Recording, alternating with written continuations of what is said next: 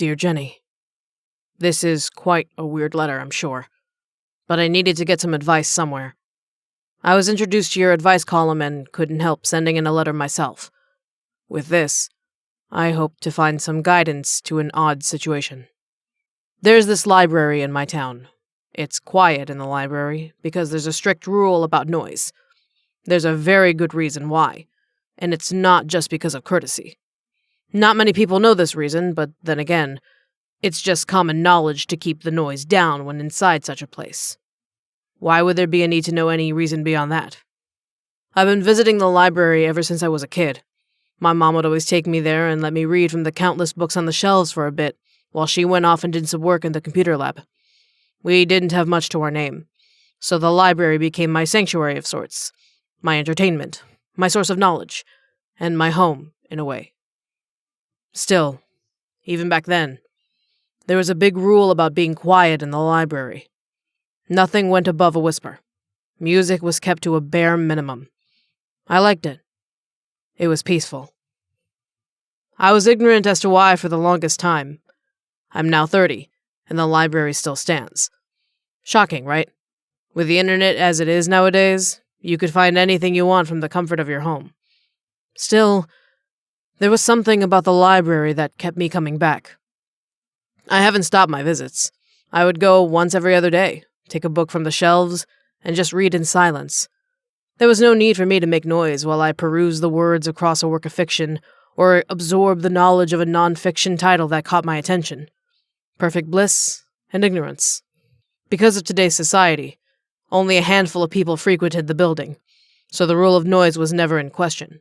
All of the visitors were regulars, respectful, responsible. It was only until a new person came around where things got odd. I remember it clearly. I was reading a book about dark matter. I was in the mood to learn something new, so that was my choice of education for the day. Sitting in the desk area of the library, I was surrounded by options to glean from. It wasn't until a loud voice came booming through the lobby when my reading was interrupted. Way above the noise level the rules demanded to abide by. Looking up, there was a boy of a man. Had to have been no older than 24. He walked in with his cell phone up, recording every inch of the library. He was narrating something, documenting the view, I guess. I didn't pay attention to what he was saying, only to the amount of noise he was making. Since the library was old and not well funded, there were no forces of security to stop him from coming in with such fervor.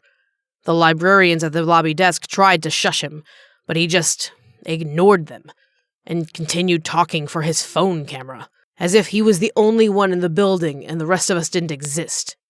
It was rude, to say the very least. The boy marched around, recording everything with a practically insulting tone in his voice. He marked the cracks in the wall, the cobwebs in the corners of each room, and even us patrons for our visitation to such a place. All while having some kind of demon-like smirk across his face. There's a reason why you don't make noise in this library. By the time he put his phone down, the boy learned why as well. When it was settled, quiet returned to our halls. I'm content with the peace we found afterwards. The library returned to blissful quiet, and I was able to return to my book. Everyone went about their day as if nothing was wrong. However, according to local authorities, this boy was some sort of influencer, and his mark on the world was enough to warrant national media coverage. His friends and family who knew him took to social media to rally efforts to find him. But to this day, he cannot be found. How do I get the world to understand that actions have consequences? Rules are meant to be followed. He disobeyed the rules, and was punished accordingly. What's so difficult to understand? Just keep it down. It's not that hard to do. He didn't, so he was punished. He didn't listen, so why let him off the hook? It only makes sense, right?